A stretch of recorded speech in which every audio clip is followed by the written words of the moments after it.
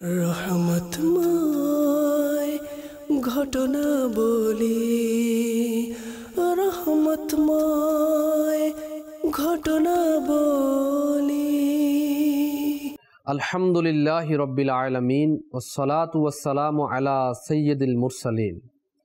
আম্মা বা'দু ফাআউযু বিল্লাহি মিনাশ শাইতানির রাজীম। বিসমিল্লাহির রহমানির রহিম।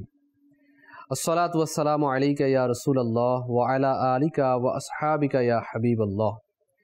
আসসালাতু ওয়াসসালামু আলাইকা ইয়া নবিয়াল্লাহ ওয়া আলা আলিকা ওয়া আসহাবিকা ইয়া নূরাল্লাহ।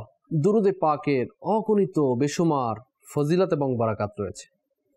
বারাকাতের জন্য আসুন একটি দুরূদ শরীফের ফজিলত আমরা জানি। রাহমাতুল লিল আলামিন খাতামুল মুরসালিন, আল্লাহ তাআলা শেষ নবী, প্রিয় নবী হুজুরপুর নূর সাল্লাল্লাহু তাআলা আলাইহি ওয়া আলিহি ওয়াসাল্লাম ইরশাদ ফরমান, কাল কিয়ামতের দিন আমার নিকটতম ব্যক্তি সেই হবে যে দুনিয়াতে আমার উপর বেশি থেকে বেশি পরিমাণ দুরূদ শরীফ পাঠ করে থাকে। সুবহানাল্লাহ, আল্লাহু আকবার।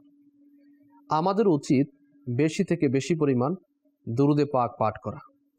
উলামায়ে কেরামগণ ইরশাদ ফরমান, যে ব্যক্তি দৈনিক কমসে কম 313 বার দুরূদ শরীফ পাঠ করবে, তাহলে তার নাম অধিক হারে দুরূদ শরীফ পাঠকারীদের অন্তর্ভুক্ত করে নেওয়া হয়। সাল্লু আলাল হাবিব সাল্লাল্লাহু তাআলা আলা মুহাম্মদ সাল্লাল্লাহু তাআলা আলাইহি ওয়া আলিহি ওয়াসাল্লাম। সম্মানিত দর্শক শ্রোতা, আমরা অনুষ্ঠান রহমতময় ঘটনা নিয়ে আরও একবার উপস্থিত হয়েছি। আমরা গত পর্বে জেনেছি আজকের ইনশাআল্লাহ তাআলা একজন মহান বুজুর্গ রহমতুল্লাহ আলাইহি, ওনার জীবনী, উক্তি, রহমতের ঘটনা নিয়ে আমরা আজকে অনুষ্ঠান সাজিয়েছি। আমরা শ্রবণ করবো ইনশাআল্লাহ। ভালো ভালো নিয়ত করে নিন আল্লাহ ও তার রাসূল সাল্লাল্লাহু আলাইহি ওয়াসাল্লামের সন্তুষ্টি অর্জন এবং সওয়াব অর্জনের নিয়তে শুরু থেকে শেষ পর্যন্ত অনুষ্ঠান দেখব। যখন সাল্লু আলাল হাবিব বলা হবে, তখন যে কোনো একটি দুরূদ শরীফ আমরা পাঠ করব। আসুন আজকের আমরা নাম জেনে নিই যে কার ঘটনাগুলো আমরা শ্রবণ করব। আজকে বিশেষত হযরত সাইয়্যিদুনা হাসান বিন সালেহ বিন হাই রহমতুল্লাহি তাআলা আলাইহি, এনার সম্পর্কে আমরা শ্রবণ করার চেষ্টা করি। তিনি রহমতুল্লাহি তাআলা আলাইহি ছিলেন ফকিহ, জাহিদ অর্থাৎ সাধক, ইবাদত পরায়ণ ব্যক্তি, হাদিস বর্ণনা অত্যন্ত নির্ভরযোগ্য ব্যক্তি ছিলেন, অতিশয় বিশ্বস্ত এবং হাফিজুল হাদিস ছিলেন। ইয়াহইয়া বিন বুকাইর রহমতুল্লাহ আলাইহি বলেন, আমরা তার কাছ থেকে আরজ করতাম, মৃত ব্যক্তিকে গোসল দেওয়ার নিয়ম বলে দিন, কিন্তু কান্না করার কারণে তিনি তা বলতে পারেনি। ওয়াকি বলেন, তিনি তার মা এবং তার ভাই হযরত সাইয়্যিদুনা আলী বিন সালি রহমতুল্লাহ তাআলা আলাইহি ইবাদত করার জন্য রাতকে 3 ভাগে ভাগ করে নিতেন। অর্থাৎ রাতের 1 ভাগে তিনি, 1 ভাগে তার মা এবং 1 ভাগে তার ভাই ইবাদত করতেন। তার মায়ের যখন ইন্তেকাল হয়ে গেল, তখন 2 ভাই মিলে রাতকে 2 ভাগ করে নিলেন। পরে যখন তার ভাইটিও ইন্তেকাল করলেন, তখন তিনি সারা রাতই ইবাদত করতেন। সুবহানাল্লাহ। আল্লাহ তাআলা রহমত তার উপর বর্ষণ হোক এবং তার উসিলায় আমাদের ক্ষমা হোক। হযরত সাইয়্যিদুনা মুহাম্মদ বিন আব্দুল্লাহ বিন নুমাইর রহমতুল্লাহ আলাইহি বর্ণনা করেন, হাফিজ আবু নাঈম রহমতুল্লাহি তাআলা আলাইহি বলেন, হযরত সাইয়্যিদুনা হাসান বিন সালিহ রহমতুল্লাহি তাআলা আলাইহি, ইনি ব্যতীত আজ অবধি এমন কোনো ব্যক্তি আমি দেখিনি যে কোনো ব্যাপারেই যার কোনো না কোনো ভুল হয়নি। 169 হিজরি মোতাবেক 786 খ্রিস্টাব্দে তিনি পৃথিবী ছেড়ে ওফাত লাভ করেন। আল্লাহ তাআলার রহমত তার উপর বর্ষণ হোক এবং তার সাদকায় আমাদের ক্ষমা হোক। এনার ব্যাপারে অনেকগুলো উক্তি রয়েছে, অনেক বাণী রয়েছে। আসুন সাইয়্যিদুনা হাসান বিন সালি বিন হাই রহমতুল্লাহ তাআলা আলাইহি এনার কিছু উক্তি, কিছু বাণী আমরা শ্রবণ করি, যার মাধ্যমে আমরা জীবনের পাথে অর্জন করতে পারি। তিনি বলেন, নেক আমল দেহের শক্তি, অন্তরের নূর এবং চোখের জ্যোতির কারণ। পক্ষান্তরে বদ আমল দেহের দুর্বলতা, অন্তরের অন্ধকারত্ব এবং চোখের জ্যোতি হারানোর কারণ। তিনি বলতেন, কখনো কখনো শয়তান কারোর জন্য গুনাহের একটি দরজা খুলে দেবার কুমতলবে নেকির 99টি দরজাই খুলে দেয়। এ ব্যাপারে ইমাম মুহাম্মদ বিন মুহাম্মদ গাজালি রহমতুল্লাহ তাআলা ইনি এনার কিতাবের মধ্যে অসংখ্য জায়গায় এই শয়তানের তীর হিসাবে এগুলো লিখেছেন, উল্লেখ করেছেন যে শয়তান মানুষকে নেক সুরাতে ধোঁকা দেয়, নেক কাজ করায়, নেক কাজ সকল ইবাদত বন্দিগি তার থেকে করায়, কিন্তু এমন একটি গুনাহ করিয়ে ফেলে যার দরুন তার পরিপূর্ণ ইবাদতগুলো বরবাদ হয়ে যায়। সেজন্য এই শয়তানের যে তীর, শয়তানের যে ধোঁকা, সেটাও আমাদের বুঝতে হবে এবং গুনাহ থেকে আমাদেরকে বেঁচে থাকতে হবে। কেননা আমরা শ্রবণ করেছি হাসান বিন সালি বিন হাই রহমতুল্লাহি তাআলা আলাইহি এনার বাণী শ্রবণ করলাম যে কখনো কখনো শয়তান কারোর জন্য গুনাহের একটি দরজা খুলে দেওয়ার জন্য সে 99টি নেকির দরজাই খুলে দেয়, অর্থাৎ শয়তান বাধা দেয় না। আল্লাহু আকবার। ইসহাক বিন খালফ বলেন, আমি একবার তার সাথে বাজারে গিয়েছিলাম, দেখছি সবাই নিজ নিজ ব্যবসা বাণিজ্য নিয়ে ব্যস্ত। তখন তিনি কান্না করতে আরম্ভ করতে লাগলেন, কান্না শুরু করে দিলেন আর বললেন, সবাই নিজের কাজ নিয়েই ব্যস্ত হয়ে আছে, এমনকি এই অবস্থাতেই তাদের মৃত্যু এসে যাবে। আসলেই সত্য কথা, আমরা আমাদের কাজকর্ম নিয়ে ব্যস্ত থাকি, অনেকেই আমরা কাজকর্ম নিয়ে ব্যস্ত থাকি। আমরা অধিকাংশ সময় দেখে ফেলি অনেকে কাজের জন্য যাচ্ছে, ওখানে ইন্তেকাল হয়ে যায়, অনেকে সফরে যাচ্ছে, ওখানে ইন্তেকাল হয়ে যায়, অনেকে লঞ্চে চড়ে গন্তব্যস্থানে পৌঁছাতে চায়, লঞ্চ ডুবিতে ইন্তেকাল করে, অনেকে গাড়ি অ্যাক্সিডেন্টে ইন্তেকাল করে, অনেকে কর্মক্ষেত্রে চেয়ারে বসে আছে, ওখানে ইন্তেকাল করে। এভাবে করে আমরা অনেক জায়গায় দেখি। এটাই সত্য কথা, আসলেই আমরা যার যার কর্ম নিয়ে ব্যস্ত রয়েছি, যার যার কর্মের মাঝেই আমাদের ইন্তেকাল হয়ে যাবে, আমাদেরকে কেউ বাঁচাতে পারবে না, আমাদের ইন্তেকাল হয়েই যাবে। সেজন্য মৃত্যুর কথা আমাদের স্মরণ থাকা উচিত এবং মৃত্যুর কথা স্মরণ করে করে আমাদেরকে আল্লাহর ইবাদত বেশি বেশি করা উচিত। তিনি আরো বলতেন যে এমন সময়ও গেছে যে এমন অবস্থায় আমার সকাল হতো, আমার কাছে একটি দিরহামই থাকতো না, এখন মনে হয় সারা দুনিয়াই আমার জন্য একত্র করে দেয়া হয়েছে, আর সেটির জন্য আমার মুষ্টির ভিতরেই। সুবহানাল্লাহ। হাসান বিন সালি বিন হাই রহমতুল্লাহ তাআলা আলাইহি এনার রহমতের ঘটনা রয়েছে, আসুন আমরা তার রহমতের ঘটনা শ্রবণ করি। হযরত সাইয়েদুনা আবু বকর আব্দুল্লাহ বিন মুহাম্মদ আল মারুফ ইমাম ইবনে আবিদ দুনিয়া রহমতুল্লাহ তাআলা আলাইহি ইরশাদ ফরমান যে হযরত সাইয়েদুনা আম্মার বিন সাইব রহমতুল্লাহ আলাইহি বলেন, আমি হযরত সাইয়েদুনা হাসান বিন সালি রহমতুল্লাহ আলাইহিকে স্বপ্নে দেখে বললাম, আপনার সাথে সাক্ষাৎ করা আমার বড় ইচ্ছা ছিল, বলুন আপনার নিকট কি সংবাদ রয়েছে।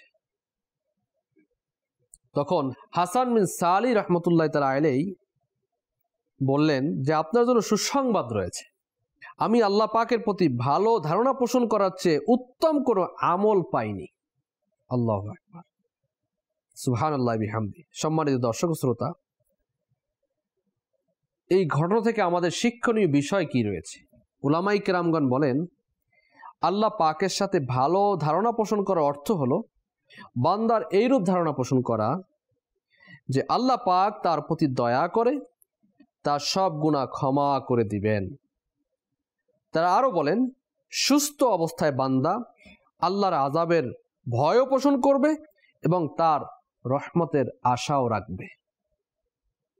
এই দুইটি অবস্থা সমানে সমান থাকবে, অথবা উক্তি মতে সুস্থ অবস্থায় ভয় অধিক থাকবে, আর যখন মৃত্যুর আলামতগুলো প্রকাশ পাবে তখন আশা অধিক করবে, অথবা কেবল আশাই করতে থাকবে। কেননা ভয় দ্বারা গুনাহ থেকে বেঁচে থাকা সম্ভব এবং নেক আমলের আগ্রহী হওয়াকেই বোঝায়। ভয় দ্বারা গুনাহ থেকে বেঁচে থাকা এবং নেক আমলের আগ্রহী হওয়াকেই বোঝায়, আর এখন তা হতে পারে না। অনুরূপ রোগীদের ক্ষেত্রেও আশার অবস্থা উত্তম। আল্লাহ পাকের শানে, আল্লাহ পাকের ক্ষেত্রে আমাদের ভালো ধারণা পোষণ করা উচিত।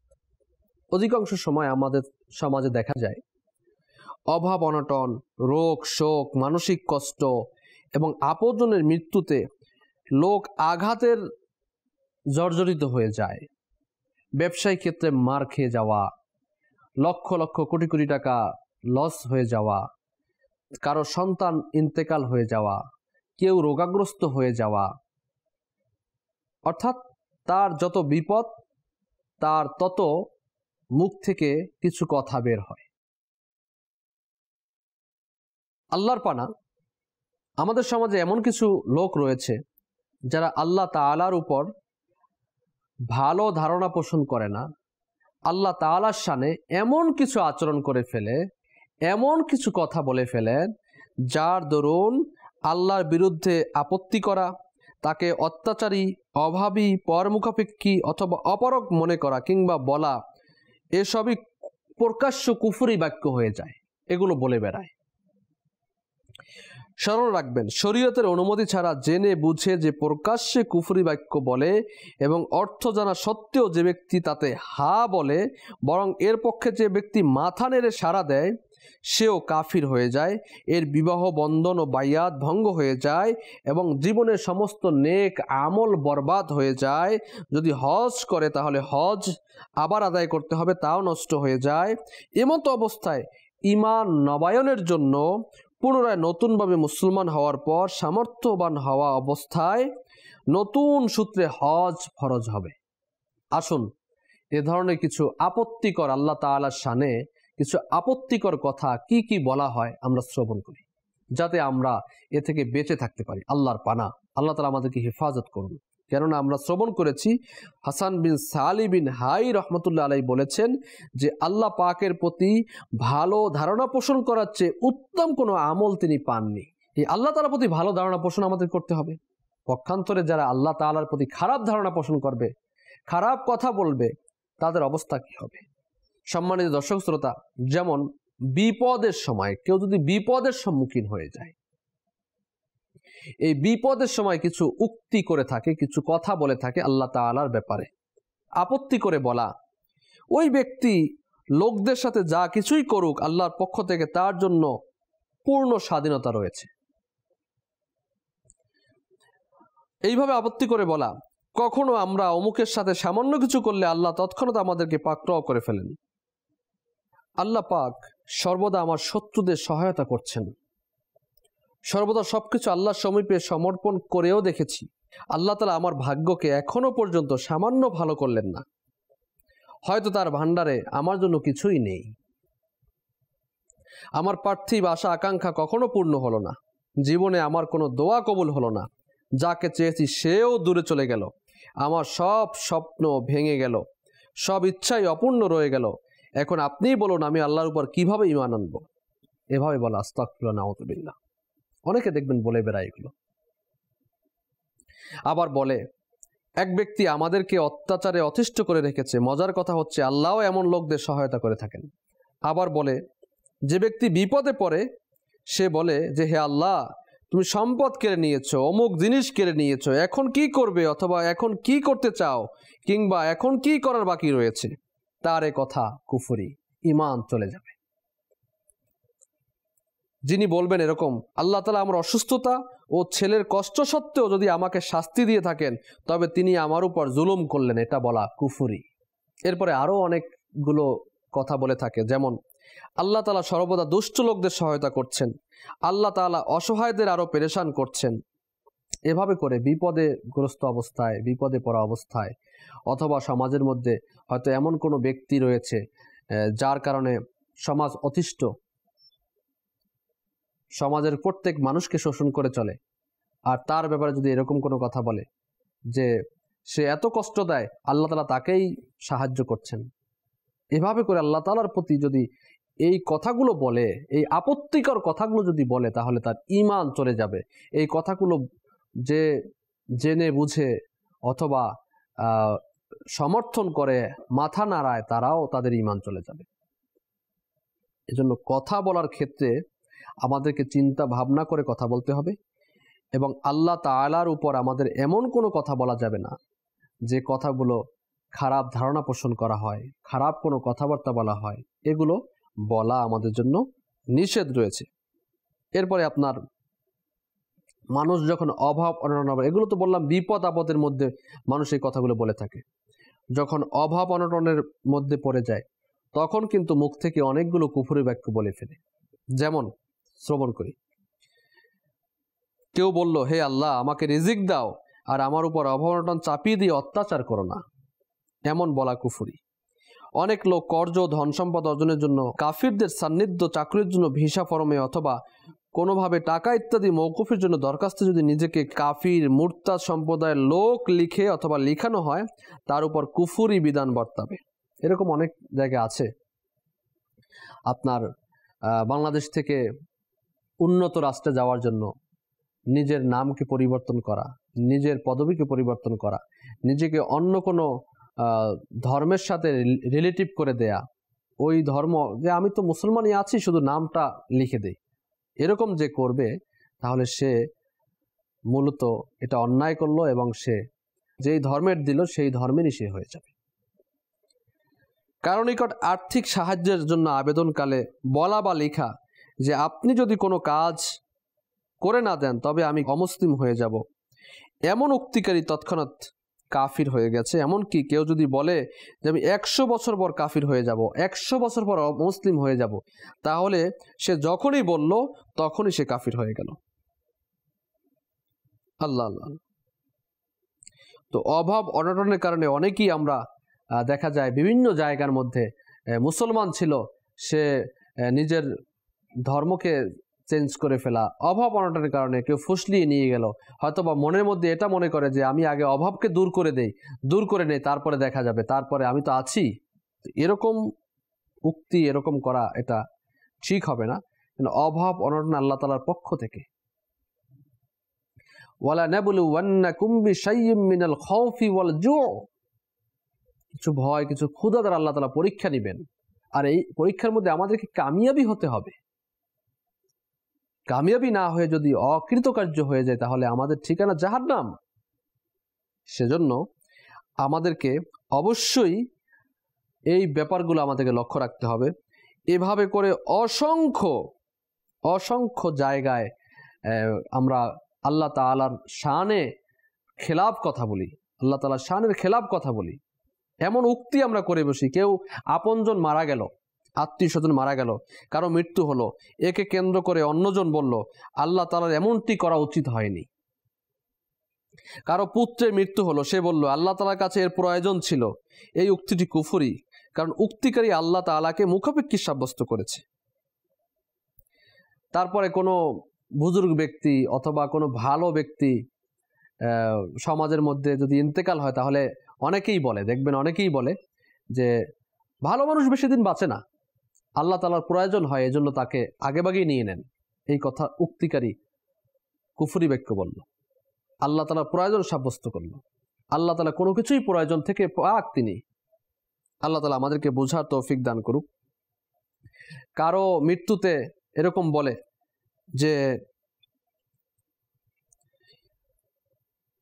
হে আল্লাহ, তার ছোট ছোট সন্তানদের প্রতিও কি তোমার করুণা হলো না? দেখবেন এভাবে বলে, ছোট ছোট বাচ্চা রেখে কোনো পিতা অথবা মাতা ইন্তেকাল হয়ে যায়, এরকম বলে বেড়ায় যে আল্লাহ এই ছোট ছোট বাচ্চার প্রতি তোমার করুণা হলো না। এই কথা বলাটাও, এই উক্তি করাটাও কি হবে? কুফরি হয়ে যাবে।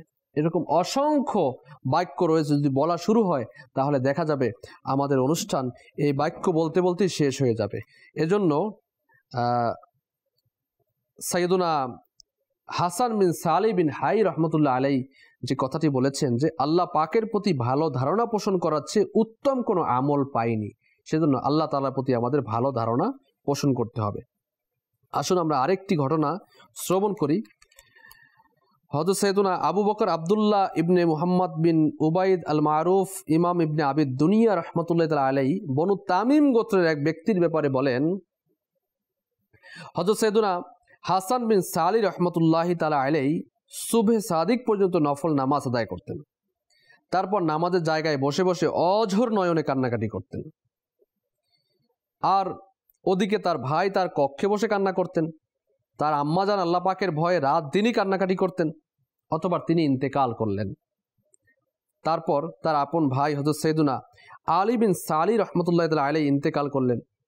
তারপর তিনি নিজেই দুনিয়া থেকে চিরবিদায় গ্রহণ করলেন।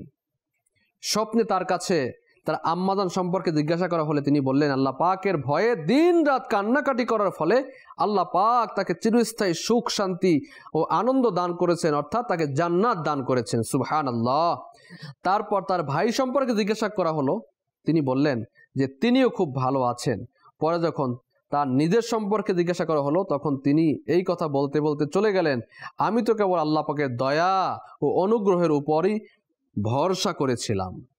নিশ্চয়ই আল্লাহ তাআলার দয়া ও অনুগ্রহের প্রতি আমাদের ভরসা করতে হবে। আল্লাহ তাআলার রহমত তার উপর বর্ষণ হোক এবং তার সাদেকায় আমাদের ক্ষমা হোক। আমিন বিজাহিন নবীল আমিন সাল্লাল্লাহু আলাইহি ওয়াসাল্লাম। সম্মানিত দর্শক শ্রোতা, আজকের হাসান বিন সালি বিন হাই রহমতুল্লাহ আলাইহির ঘটনা উক্তি সম্পর্কে আমরা কিন্তু বিশেষ কিছু গুরুত্বপূর্ণ মাদানী ফুল শ্রবণ করেছি। আল্লাহ তাআলা আমাদেরকে এর উপরে আমল করার তৌফিক দান করুন, আমাদেরকে কুফরি বাক্য থেকে বেঁচে থাকার তৌফিক দান করুন। আমিন। আমির আহলে সুন্নাত দামাত বরকাতুহুম আলিয়া এই কুফরি থেকে বাঁচার জন্য দৈনিক তওবা করার জন্য বলেছেন যে রাতে ঘুমানোর পূর্বে এভাবে তওবা করুন।